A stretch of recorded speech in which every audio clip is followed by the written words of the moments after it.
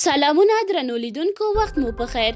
زموږ یوټیوب چینل ته ښه راغلاست. د ویډیو تر کتلو وړاندې زموږ یوټیوب چینل ضرور سبسکرایب کړئ. د مصر د الازهر لوی مفتي ښاغلی محمد احمد الطیب په خپله وروستۍ فتوا کې ویلي دي چې په افغانستان کې د طالب جګړه حرامه، خو د افغان ځواکونو مبارزه پر حقه ده. د وسلوالو طالبانو او نورو ورته ترهګرو ډلو ټپلو په وسلوالو فعالیتونو باندې مخکې هم د بوتلان او حراموالي فتواګانې ورکړل شوي دي. خو دا ځل د الازهر لوی مفتي ویلي دي چې افغان جګړه حرامه، خو د افغان ځواکونو مبارزه پر حقه ده. دا لومړی ځل نه دی چې د اسلامي نړۍ د مخکښو اسلام پالو لخوا افغان جګړه ناروا ګڼل کیږي. تر دې وړاندې د کعبې شریفې لوی امام هم په وار په افغانستان کې د وسلوالو طالبانو او نورو ترهګرو ډلو فعالیتونو ته په اشاره ویلي و چې دا یوازې فتنه اچونکي دي او په وینا یې په افغانستان کې جګړه په بشپړه توګه ناروا ده.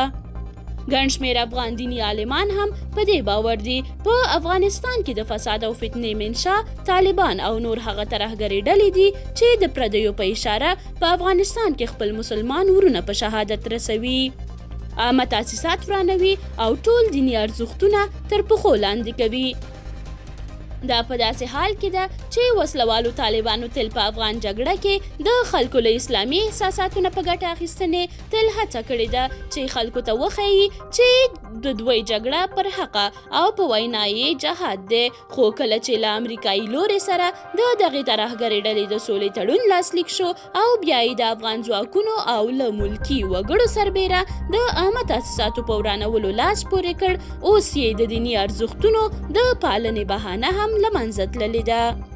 په عمومي کچه هم خلک د وسلوالو طالبانو او نورو ترهګرو ډلو له فعالیتونو څخه ستړي شوي دي.